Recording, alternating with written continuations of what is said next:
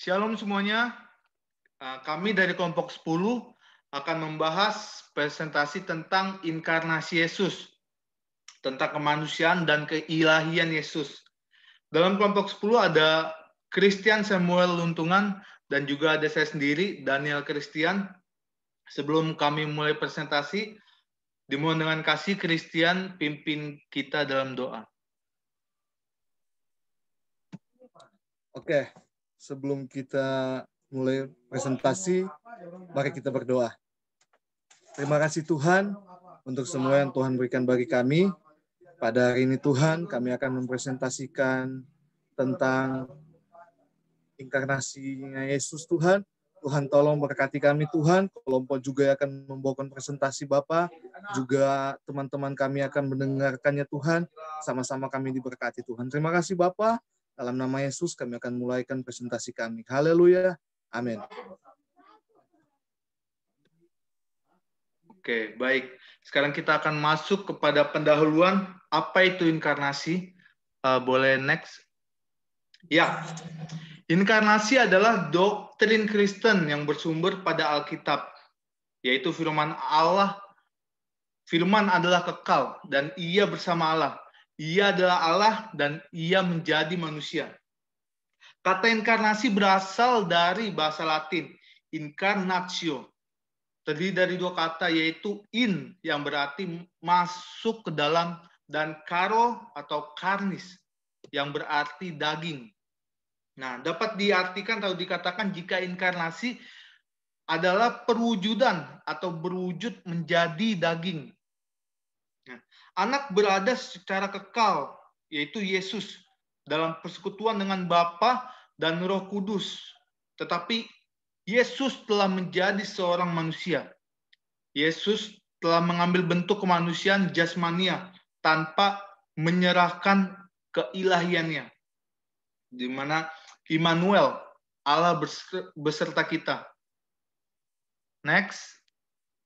Ya, sebelum kita masuk lebih lagi, kita akan membahas tentang praeksistensi. Ya, apa itu praeksistensi Yesus dan mengapa kita harus membahasnya?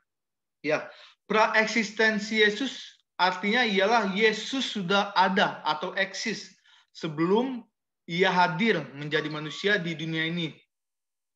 Praeksistensi Yesus harus dibahas. Mengapa? Karena membuktikan bahwa ia benar-benar Allah. Dan ini harus dimulai dengan praeksistensi Yesus. Nah, ada bukti-bukti praeksistensi Yesus baik dalam PL maupun PB. Nah, dimulai dari dalam Perjanjian Lama. Dalam Mika pasal 5 ayat 1 dan 2 mengarah kepada kelahiran Yesus sebagai juru selamat. Telah dinubuatkan sejak zaman Mika. Nah, saya akan membaca satu ayat saja di Mika 5 ayat 1. Perikopnya ialah Raja Mesias dan penyelamatan. Ayat 1, tetapi engkau, hai Bethlehem, Efratah, hai yang terkecil di antara kaum-kaum Yehuda, daripadamu akan bangkit bagiku seorang yang akan memerintah Israel, yang permulaannya sudah sejak purba kala, sejak dahulu kala. Ya, Yesus telah dinubuatkan sejak zaman Mika, di mana Yesus akan datang sebagai juru selamat. Yang kedua ialah Yesaya pasal 9 ayat 5 dan 6. Yesaya menyebut Yesus sebagai Bapa kekekalan. Artinya apa? Yesus adalah Allah yang kekal dari dahulu, sekarang, sampai selama-lamanya. Ia tetap ada. Next. Kita akan melihat bukti praeksistensi Yesus dalam PB. Nah, dalam Yohanes 1 ayat 1.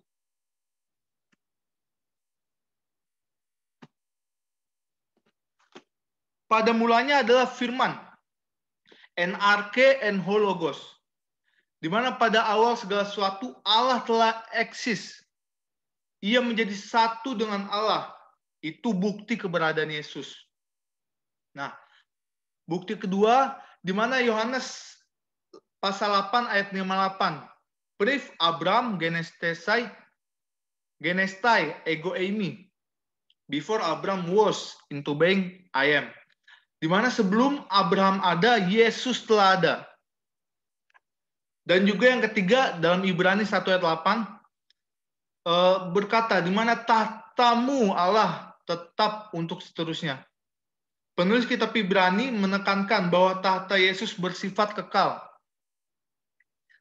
Dan juga bukti keempat dalam Yohanes 6 ayat 38, pasal 4 ayat 34, pasal 5 ayat 30, pasal 6 ayat 44, pasal 8 ayat 16. Di mana ini penyataan Yesus sendiri. Ia turun dari sorga itu karena kemauan Bapa. Hal ini membuktikan Yesus telah eksis di sorga. Nah, selanjutnya dalam Yohanes 1 ayat 3. Yesus menciptakan segala sesuatu karena Dia Allah yang berdaulat atas segala ciptaannya. Yang selanjutnya juga Yohanes pasal 17 ayat 5. Ia dimuliakan sebelum dunia dijadikan. Yang terakhir dalam Kolose 1 ayat 17. Ia terlebih dahulu dari segala sesuatu, dengan demikian Dia atau Yesus sudah eksis sebelum segala sesuatu, karena Yesus sesungguhnya adalah Allah. Next. Nah, makna inkarnasi itu terdapat dalam Injil Yohanes pasal 1 ayat 1 sampai 4 dan 14. Saya akan bacakan ayat 1 sampai 4. Pada mulanya adalah firman. Firman itu bersama-sama dengan Allah dan firman itu adalah Allah. Ia pada mulanya bersama-sama dengan Allah. Segala sesuatu dijadikan oleh Dia, dan tanpa Dia tidak ada sesuatu pun yang telah jadi dari segala yang telah dijadikan. Dalam Dia ada hidup, dan hidup itu adalah terang manusia. Ayat 14, firman itu telah menjadi manusia dan diam di antara kita. Dan kita telah melihat kemuliaannya, yaitu kemuliaan yang diberikan kepadanya sebagai anak tunggal Bapa, penuh kasih karunia dan kebenaran. Ayat 14, firman itu telah menjadi manusia. Nah, telah menjadi manusia, terjemahan dari bahasa Yunani itu sarx atau daging. Nah, dan egeneto itu telah menjadi. Sarx, tubuh manusia yang bersifat jasmani terlahir ke bumi, menunjukkan bahwa Yesus adalah manusia. Keberadaan tubuh yang dimilikinya tidak kekal. Sarx, daging atau bahasa Inggrisnya flesh, memiliki pengertian natur manusia yang terdiri dari tubuh, jiwa, dan roh.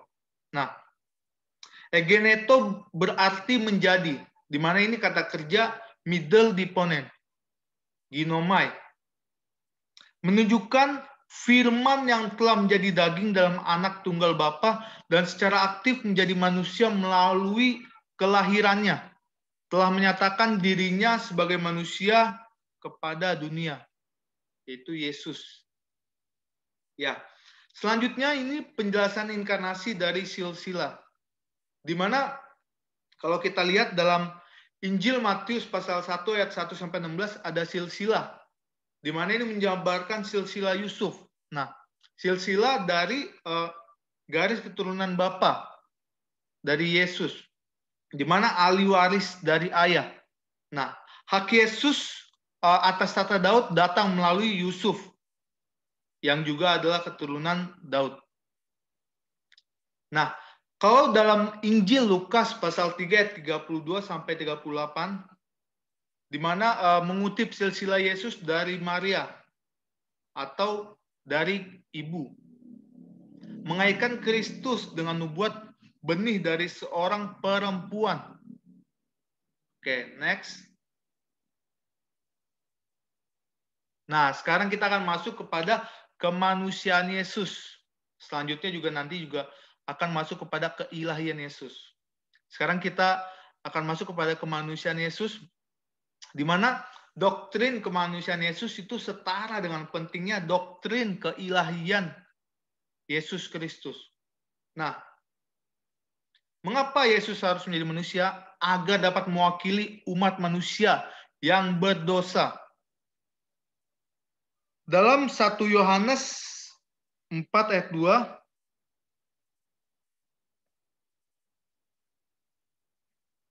1 Yohanes 4 ayat 2, demikianlah kita mengenal roh Allah. Setiap roh yang mengaku bahwa Yesus Kristus telah datang sebagai manusia, berasal dari Allah. Nah, jika Yesus bukan manusia sejati, maka kematiannya di atas kayu salib merupakan ilusi atau cuman bualan belaka. Tetapi Yesus benar-benar datang ke dunia ini menjadi manusia sejati. Nah, Alkitab mengajarkan kemanusiaan yang sejati dari Yesus, tetapi juga memperlihatkan di mana Yesus itu manusia sempurna, di mana Yesus manusia yang tidak memiliki dosa atau tidak memiliki natur kejatuhan. Dalam 1 Yohanes 3 ayat 5 berkata, dan kamu tahu bahwa ia telah menyatakan dirinya supaya ia menghapus segala dosa, dan di dalam dia atau Yesus tidak ada dosa. Oke, next. Nah, sekarang kita masuk kepada kenosis atau peristiwa pengosongan diri. Sebelum kita masuk lebih lagi kepada kemanusiaan Yesus. Dalam Filipi 2 ayat 7.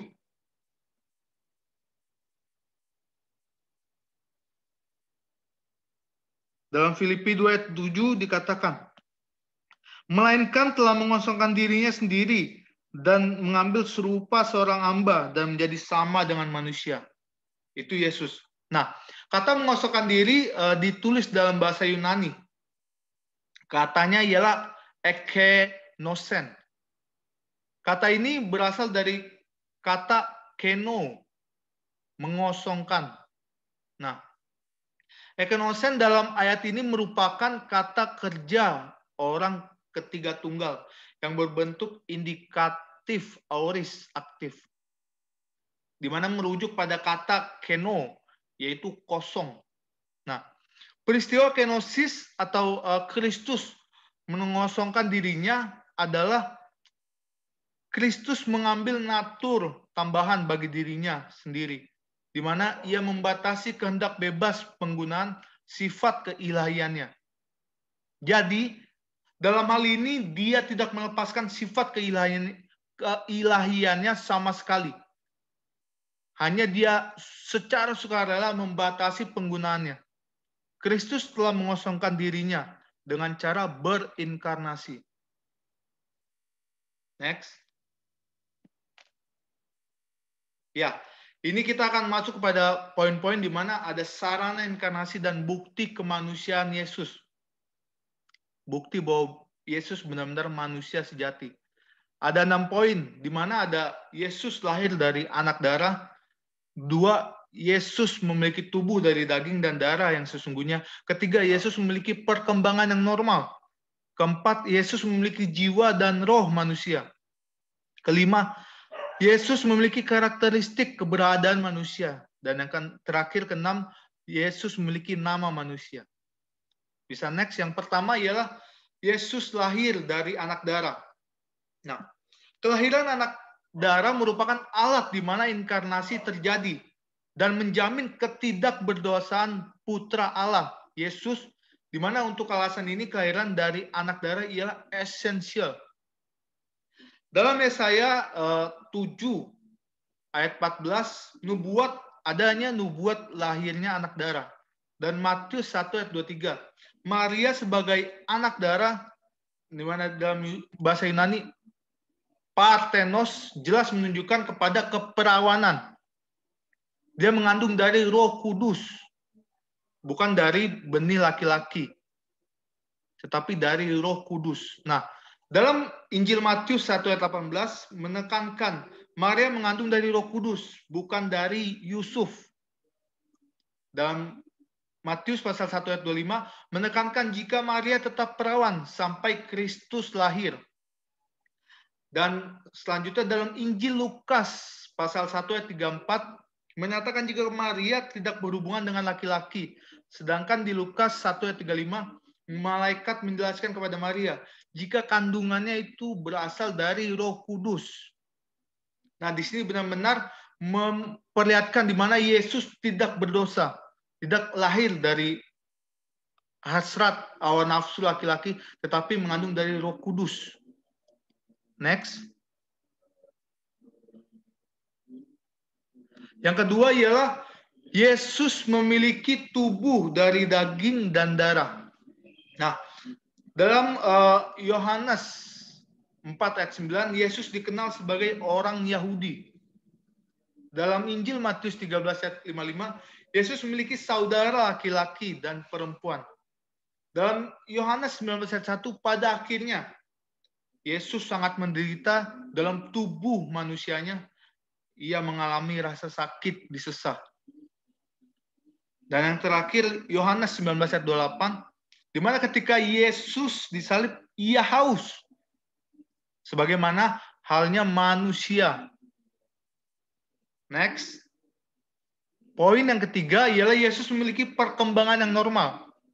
Kalau kita lihat dalam Injil Lukas ayat 2, pasal 2 ayat 52, menjelaskan tentang perkembangan dari Yesus dalam 4 era. Mental, fisikal, spiritual, dan juga sosial. Di mana Yesus terus berkembang dalam pengetahuannya. Dan Yesus bertumbuh secara fisik. Yesus berkembang dalam kesadaran spiritualnya. Dan Yesus berkembang dalam hubungan sosialnya. Next, poin keempat. Ya, Yesus memiliki jiwa dan roh manusia. Di mana Yesus yang adalah manusia utuh mempunyai tubuh, jiwa, dan roh. Kita bisa lihat dalam Yohanes 12 ayat 27, sebelum penyalipan, jiwanya gundah. Dalam Yohanes 11 ayat 33, di mana istilah paling kuat tentang emosi yang dirasakan Yesus oleh roh manusianya pada kematian Lazarus. Dan dalam Yohanes 13 ayat 21, Yesus sangat terharu atau susah dalam roh manusianya. Dalam Yohanes 19 ayat 30, pada akhirnya ia mati, ia menyerahkan rohnya. Next. Yang kelima, poin kelima, di mana bukti kemanusiaan Yesus, di mana Yesus memiliki karakteristik keberadaan manusia. Dalam Matius pasal 4 ayat 2, Yesus berpuasa di padang gurun. Ia menjadi lapar, seperti juga manusia. Dalam Yohanes 4 ayat 6, ketika berjalan bersama murid-muridnya, ia menjadi lelah. Dalam Yohanes 4 ayat 7, di mana ia haus dalam perjalanan. Dalam Yohanes 11 ayat 34 sampai 35, Yesus mengalami emosi manusia di mana ia menangis. Dalam Injil Matius 9 ayat 36, Yesus menaruh belas kasihan terhadap orang banyak karena mereka tidak punya pemimpin atau seperti domba yang tidak bergembala, tidak mempunyai gembala. Ya, dan poin yang terakhir dalam bukti kemanusiaan Yesus, next. Yesus memiliki nama manusia. Nah, ini nih. Di mana ia dipanggil Putra Daud, mengindikasikan Yesus adalah keturunan dari Raja Daud. Dalam Matius 1 ayat 1. Ia juga dipanggil Yesus dalam Matius 1 ayat 21. Di mana setara dengan nama di PL, yaitu Yosua, yang artinya Yahweh menyelamatkan, atau Allah menyelamatkan. Ia dianggap sebagai manusia dalam Kisah Rasul 17 ayat 31. Dalam 1 Timotius 2 ayat 5, sebagai manusia Yesus juga adalah pengantara antara Allah dan manusia.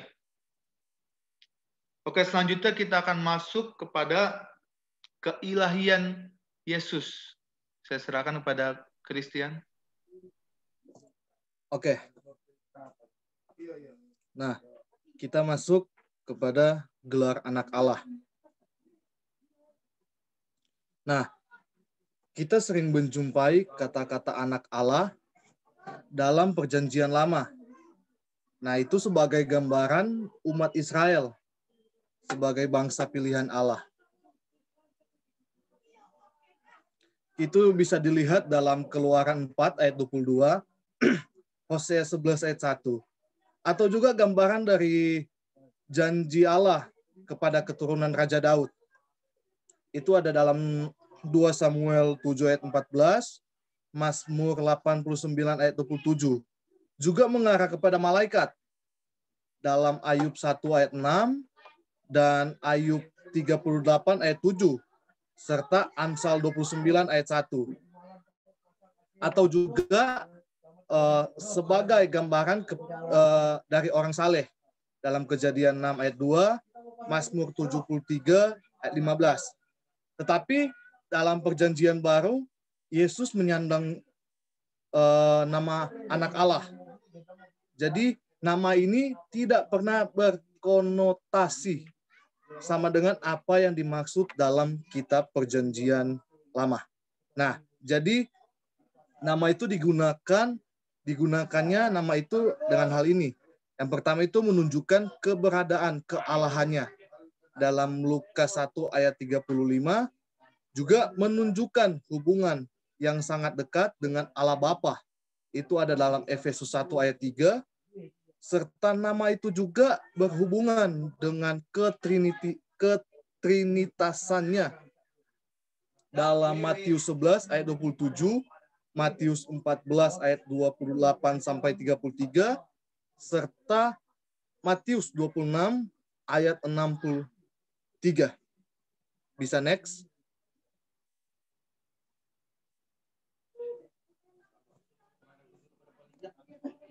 Bisa next.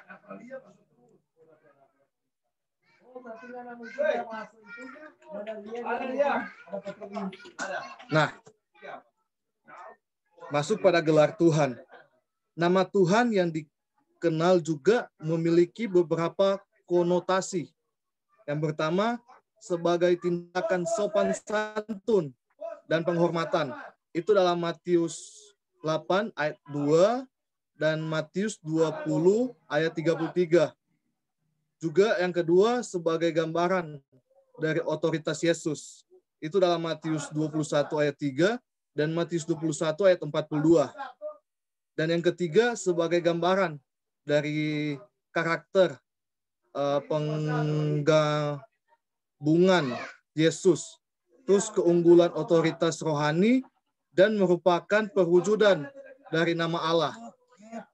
Itu bisa lihat dalam Markus 12 ayat 36, Lukas 2 ayat 11, dan Lukas 3 ayat 4, serta Kisah Para Rasul 2 ayat 36, dan 1 Korintus 12 ayat 3, serta Filipi 2 ayat 11. Nah, next. Bisa lanjut. Nah, ini eksistensi Yesus sebagai benar-benar Allah. Yesus itu benar-benar Allah. Buktinya dari mana? Nah, ini buktinya. Yang pertama, gelar anak Allah. Yang saya sudah bilang tadi. Dan yang kedua, dia adalah firman. Dan firman itu adalah Allah. Dalam Yohanes 1, ayat yang pertama juga, ayat 1. Yang berikutnya, dia bisa mengampuni dosa manusia. Dalam Matius 9, ayat 2-7. Kalau dia tidak bisa mengampuni dosa manusia, ya dia bukan Tuhan. Juga setan mengakui Yesus adalah Allah. Ya, dalam Matius 8 ayat 28-29. Terus dia mati dan bangkit di hari yang ketiga. Serta yang terakhir, dia disembah orang-orang.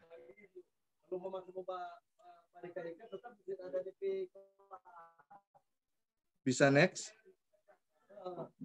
Nah, ini dalam Injil Yohanes. Penulis Injil Yohanes langsung memberikan paparan tentang logos atau firman. Dalam Yohanes 1 ayat 4, 41, pernyataan yang dikeluarkan oleh Andreas saat bertemu dengan Yesus adalah bentuk pernyataan yang mengakui secara langsung mengenai keilahian Kristus.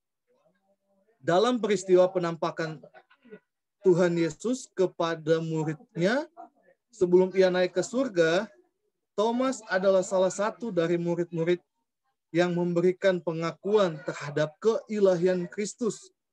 Kita bisa lihat dalam Yohanes 20 ayat 28.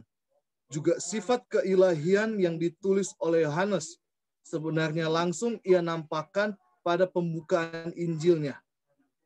Berbeda dengan Injil Matius, Lukas, dan Injil Markus. Nah, bisa next. Nah, Yohanes juga kembali memperlihatkan tanda-tanda yang secara jelas membuktikan keilahian Tuhan Yesus. Yang pertama, peristiwa Yesus membuat air menjadi anggur di perjamuan di Kana.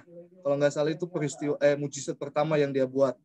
Juga Yesus menyembuhkan anak pegawai istana yang sakit. Ada dalam Yohanes 4 ayat 46 sampai 54. Juga Yesus menyembuhkan seorang yang sudah 38 tahun mengalami sakit dalam Yohanes 5 ayat 1 sampai 9. Dan yang keempat, Yesus memberi makan sebanyak 5.000 orang dengan 5 roti dan 2 ikan dalam Yohanes 6 ayat 1 sampai 15. Next, lanjut. Nah, ini mengenai Yesus, Yohanes mulai menyebut nama Yesus pada pasal pertama ayat 29 setelah ia memberikan kesaksian tentang dirinya Yohanes. Dalam bahasa Yunani yaitu Iseus yang artinya Yesus. Nah, artinya bahwa nama Yesus adalah sebuah nama keilahiannya. Dan Tuhan, menurut pandangan Marantika, istilah Tuhan berasal dari bahasa Yunani yang artinya kurios. Marantika mengatakan bahwa pemakaian istilah Tuhan bagi Yesus Kristus mengandung 6 pengertian.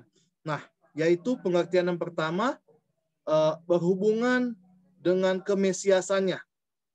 Yang kedua, berhubungan dengan jabatannya sebagai juru selamat, penghapus dosa. Yang ketiga, berhubungan dengan kesatuannya dengan Allah perjanjian lama. Dalam perjanjian lama dikatakan bahwa Allah Israel adalah Allah juru selamat. Next.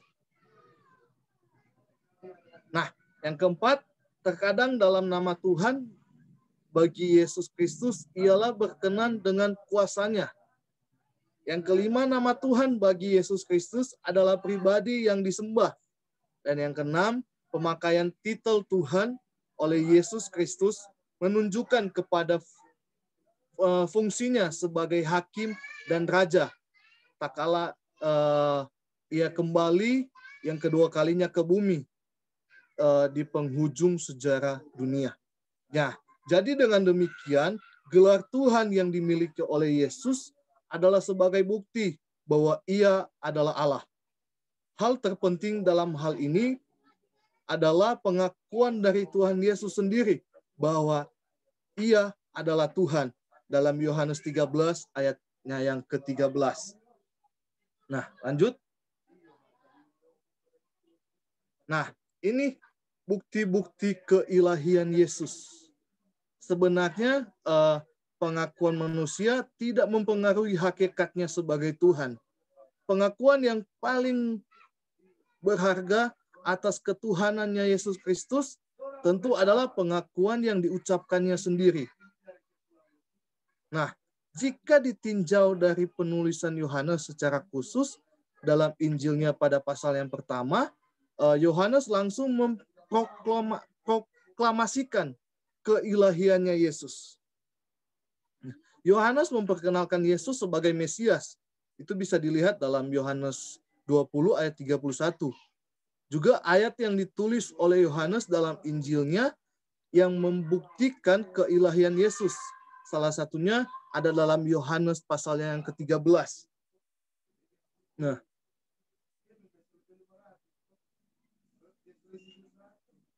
Kita masuk dalam tujuan inkarnasi. Yang pertama itu sebagai penyataan Allah. Dalam Yohanes 1 ayat 18. Ia sendiri sebagai anak Allah yang tunggal, Allah yang menyatakan dirinya kepada kita, sehingga kita mampu mengenalnya. Dengan mengenal Yesus, berarti kita mengenal Allah itu sendiri. Yang kedua, sebagai korban untuk dosa. Dalam Ibrani 10 ayat 1 sampai 10. Yesus sebagai pelengkap dari tuntunan Taurat tentang korban penghapusan dosa. Dan ia sendiri yang memenuhi tuntutan tersebut dengan harus mati menjadi korban untuk menghapus dosa seluruh umat manusia yang percaya kepadanya. Dan yang berikutnya, menghancurkan pekerjaan iblis. Itu dalam 1 Yohanes 3 ayat 8. Anak Allah menyatakan dirinya untuk membinasakan perbuatan-perbuatan iblis itu. Dan berikutnya, menjadi imam besar yang setia. Bisa dilihat dalam Ibrani 2 ayat 17. Ia sebagai imam besar, yaitu sebagai pengantara antara manusia dengan Allah yang mendamaikan dosa seluruh bangsa. Dan yang terakhir, sebagai prototipe bagi kita. Kita bisa lihat dalam 1 Petrus 2 ayat 21. Nah, di situ Petrus memberikan petunjuk untuk kita mengikuti jejaknya.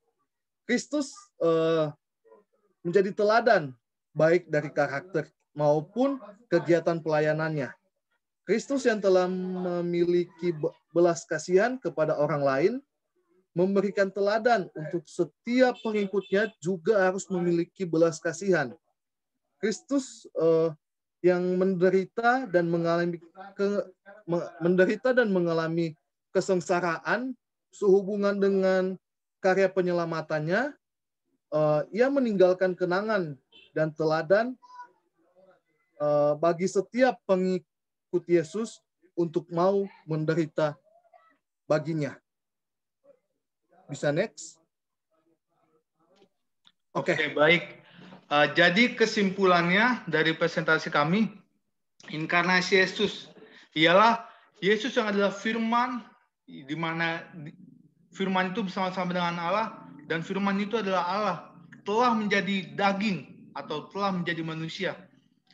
Dan dalam kepribadian Yesus, Yesus memiliki dua natur, di mana satu, Yesus adalah manusia sejati dan manusia yang sempurna, di mana Yesus tidak memiliki dosa dan dia benar-benar tidak memiliki natur kejatuhan seperti manusia biasa.